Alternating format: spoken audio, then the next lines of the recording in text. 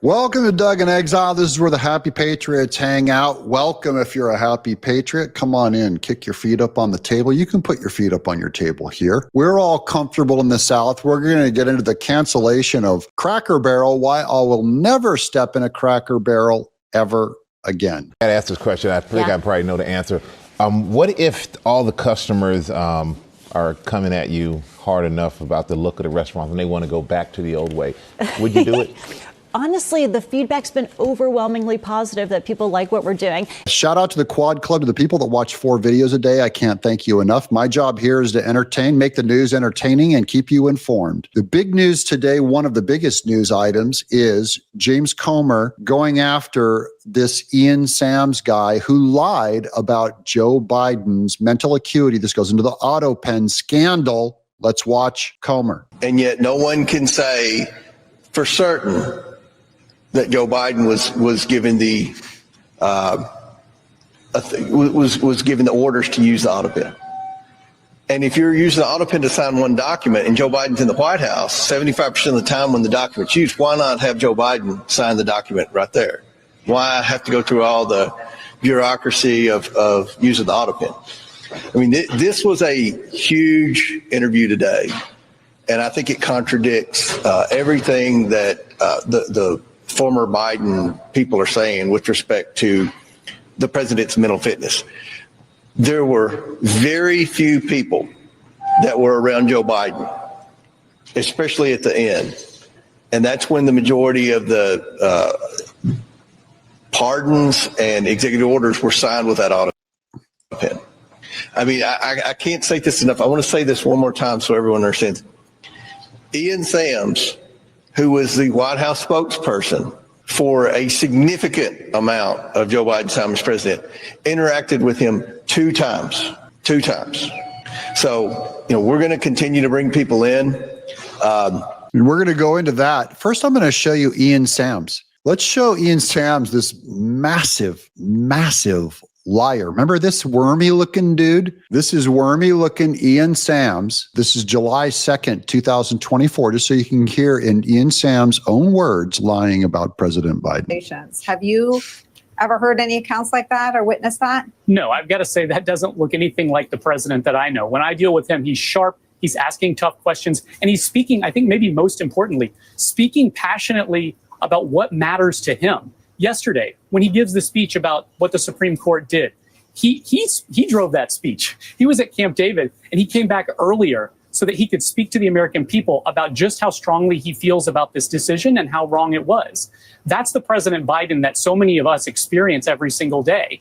He experiences Joe Biden every single day. James Comer said under oath, when you bring this worm in under oath, he only met with Biden twice personally. Here he is on the news saying every single day, MSNBC carrying this story, putting out lies to brainwash everyone. Someone who's asking the tough questions so that we as staff can be sharp to do our job best for the American people and to help him make the best decisions for the American people and how he's executing, like we've talked about during this segment, the powers of the presidency. That's the President Biden that we experience every day. Experience every day. He's underlining it. There he goes again. Every single day. That's what we see. Lie. He admitted that last week he had a bad night. He said in his remarks on Friday, he doesn't speak as smoothly as he used to. But the important thing is about the decisions that the president makes and how you do the job. The best predictor of how a president is going to be president is based on what the president has done.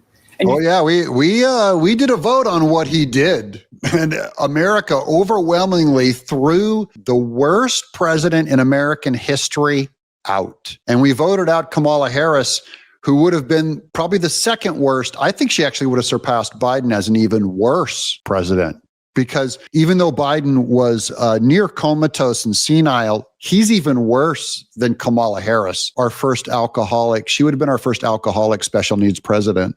Think about the way that he's displayed extremely strong wisdom and judgment over the last 3.5 years. You think of the way he's brought the world together against autocratic threats around the world. Only made the war in Ukraine worse. I mean, those are the things that he has brought to the Oval Office to help restore American leadership and to try to help, bring some normalcy back to this country. You don't have to persuade me. I sat across from him exactly a year ago. I think it was a year ago.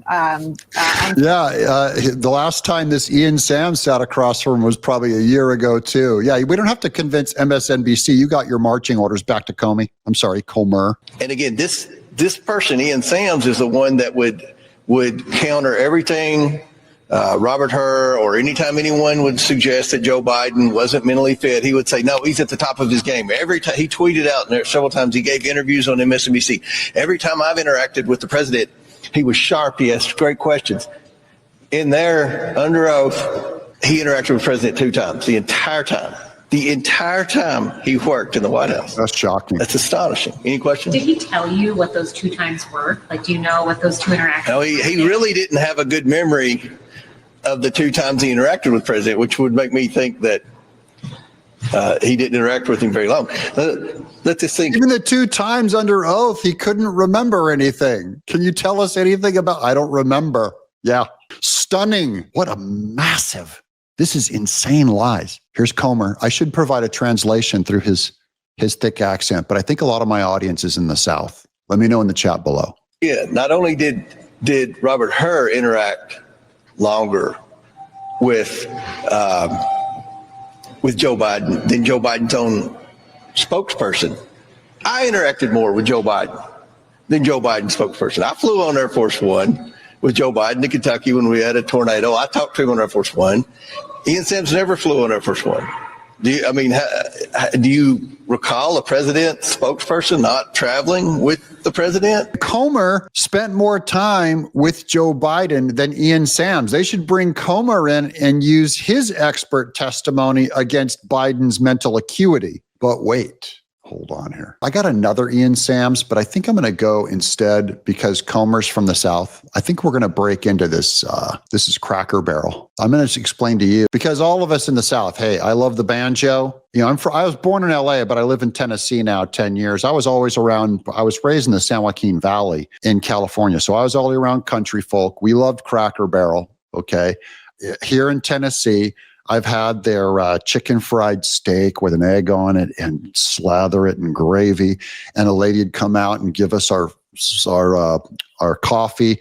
How y'all, honey? Hello, honey. They'd call us honey. I love me, the South. Cracker Barrel has been destroyed by this woke DEI, and now their stock is crashing. This is about woke LGBTQ rainbow attacking Cracker Barrel. I'll give you another soundbite. I actually happened to be in Orlando last week with all of our managers. We bring them together and every other year. And the number one question that I got asked, Michael, was, how can I get a remodel? When can I get a remodel? How do I get on the list? Oh, really? So because the feedback and the buzz is so good, not only from our customers, but from our team members.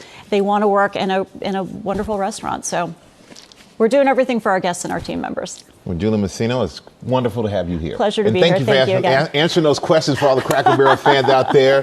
There's a lot of great changes. Thank you so much. All right, thank you. Robin? Can I get in writing that the peg game is going to stay? The peg game is staying. Okay. So are the rocking chairs, fireplace, vintage decor. It's all there. All right. Okay, because that would be a deal breaker. That would be a deal breaker. Well, watch this. Cracker Barrel stock is down. This is 14% in one day. This is so they have the old logo up here with an old man leaning on a barrel. And then this is the new Cracker Barrel logo. I got to get past this rap song because it is protected, but here's a black man with his commentary on Cracker Barrel's new redesign where they stripped out the country home location. And this black guy says he liked it better when it looked like it was for crackers. Who said he ate in a remodeled Cracker Barrel and he hated it. And I want to join in on the hate. If the Cracker Barrel don't look like the Jim Crow South, I can't eat there.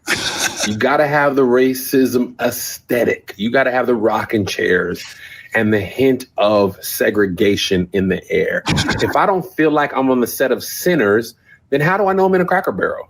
This is a. I'm laughing at this because I have a black conservative Christian friend, and we used to go to Cracker Barrel together. I can't give away his name, but he would always crack up. He'd look around in Cracker Barrel, as a black man, and he'd go, now I see why they call it Cracker Barrel. All I see are a bunch of crackers here. Oh, it's funny. Gentrified Cracker Barrel. They done took all the character out of it. And I know the edges of the pancake ain't burnt. I got to feel like somebody wants to say, good morning, boy. And I go in with respect. With respect, Cracker Barrel brand in the toilet. But it didn't start there. This is Roby Starbuck on that, the CEO who ruined the brand. This is on the CEO. Another little known fact, Cracker Barrel was a Nashville Pride sponsor. Did you all know that? Do you want your money to fund Pride events when you go to Cracker Barrel? Here's the proof.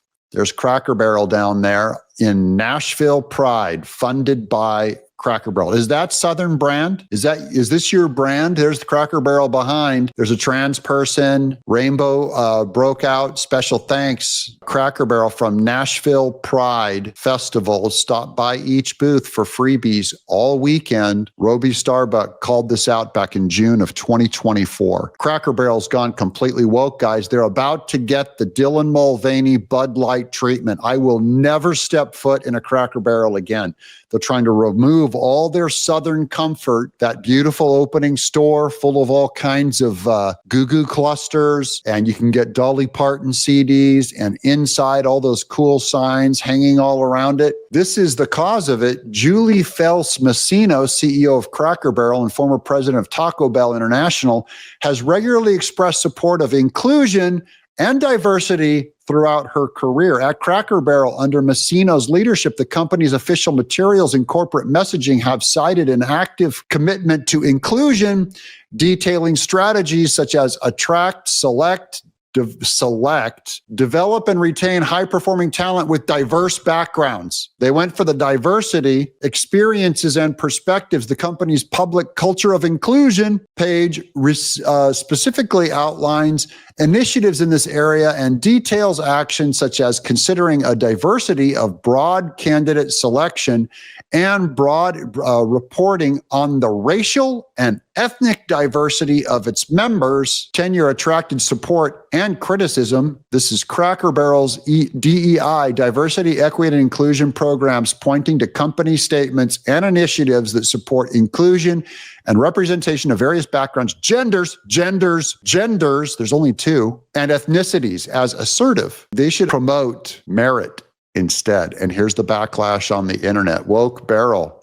People started making their own Woke Barrel logo.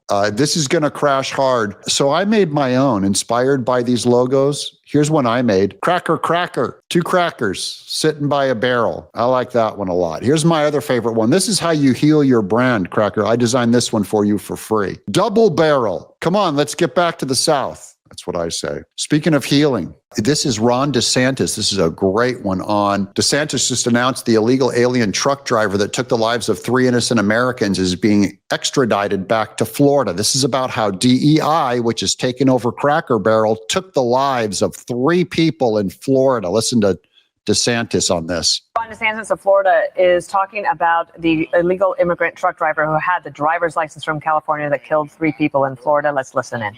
This is California experienced DEI gave an illegal who can't speak English. This is a Zoroastrian who couldn't speak English, gave him a license. He's driving in Florida, killed 3 innocent people in Florida. I'm in Florida today, and he will get the book thrown at him very shortly after that, I can guarantee you. So stay tuned. You're going to be able to hear more for that. But how ridiculous is it that somebody would get a commercial driver's license who doesn't understand the language of this country, doesn't understand road signs, doesn't understand these things? And the feds, when they... Hold on, I'm going to show you this clip. I'm going to get out of the way here so you can see. He's doing a U-turn with his truck, and a van with 3 people in it hit his truck and died. And the feds, when they had him detained a couple of days ago, they did an English test and he failed abysmally, not even close. Like, not only like, a little English, no, he was terrible. And yet he's getting these commercial licenses from these sanctuary states. Yeah, this is how DEI kills people even in states that don't practice DEI. My message to Cracker Barrel, that he got a license in California. You know how hard it is? Remember when you got your driver's training and to study that little booklet and do all the tests? How did this guy pass that if he can't speak English? Did they give him a test in his language? Because I had to memorize that book, and if you got a certain number of points, you'd fail your driver's test. How did this guy, not able to read signs in English, get a commercial truck driver's license? My brother is a commercial truck driver right now, driving truck. You know how it was so hard for him to pass that test, written exam, driving exam, and this guy got passed. And then he drives in Florida, 3 innocent people dead because of DEI. It's just insane. Here's my contrast with that. I love this too. This is a guy driving I'm going to turn the sound down.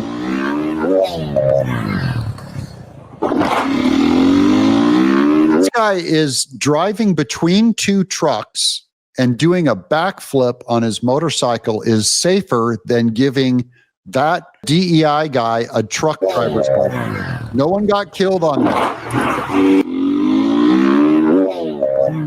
Does a backflip off the bike, lands it.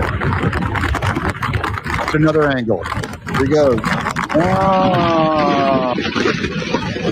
He goes off it, over the sign, sticks the landing. That move, less people died. No one died in that move. Now, just in contrast to the South, I thought I'd leave you guys with some good news here. This is on what Elon Musk did when he took over Twitter.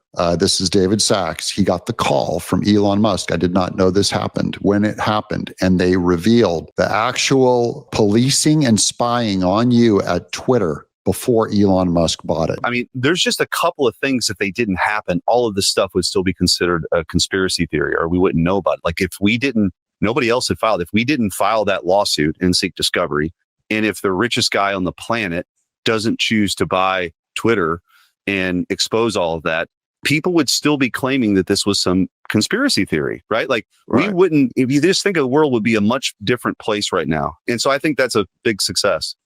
Well, I agree. And just to take people back, you're exactly right that conservatives were called crazy and conspiracy theorists for believing that Twitter, then Twitter, was shadow banning and throttling. My account was shadow banned and throttled traffic. And I remember when Elon took over, we had the Twitter transition, and Jake Hall and I were there, and we were just helping out the first couple of weeks. And it was mostly just getting org charts and trying to rationalize the org structure. And Elon went in and started making cuts. But then I think I left around Thanksgiving, and we were all kind of with our families. And, I think we went down to Mexico, and Elon was still there working. And I remember I got a text from him at like 2 a.m. Like, are you up? They all took a vacation in Mexico, and Elon Musk was working all night on Thanksgiving. You up? You up? You up? And He's going to be a banger. Yeah, I'm like, sure. Yeah. So anyway, he calls, and basically what he told me was that all the conspiracy theories are true, that we've now gone into the admin tools that the trust and safety team was using, and they literally have checkboxes to throttle accounts based on exclude them from search. And they had all these different tools. So they keep you from showing up in search. That has happened to me on every platform I've used. So if you search the name, I wouldn't come up back when they shadow banned me. They do not shadow ban me anymore, by the way. YouTube, Twitter, they don't shadow ban me anymore. So you can find me now if you put in a search. But he said all the conspiracies are true. They went in and shadow banned you, removed you from being able to be searched at our government's orders, colluding with our government. And they said we were all crazy. The media sent out that we were all conspiracies. That they created, again, to throttle traffic, which was effectively shadow banning. So they could just ban you outright, or they could prevent your content from being seen.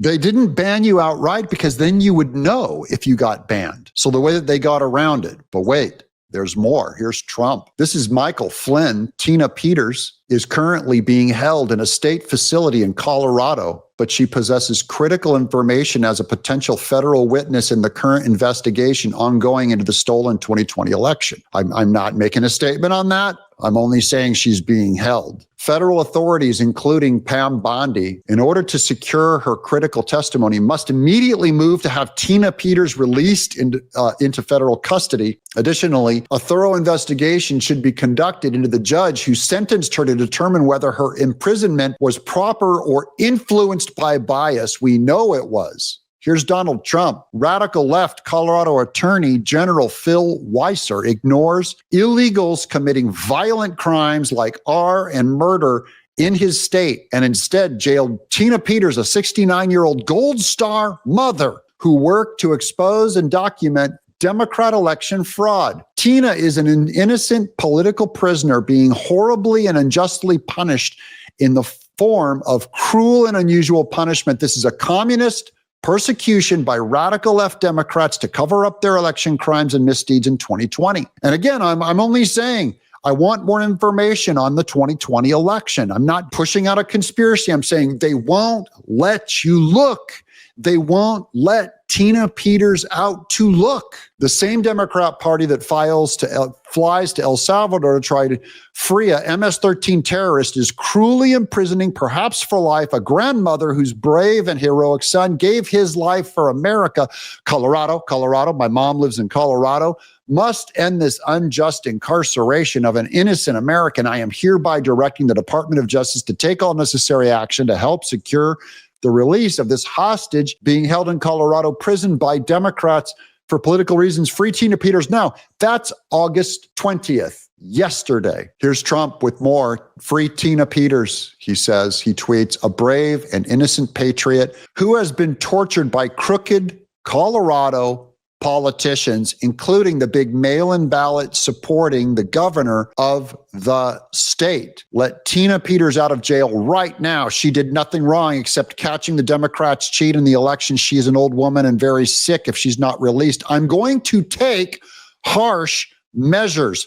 Trump gave the warning shot to Colorado. He wants Tina Peters freed or there will be harsh measures. And on that happy note, you're all caught up on the news. If you like this kind of news, the way you say thank you is you subscribe.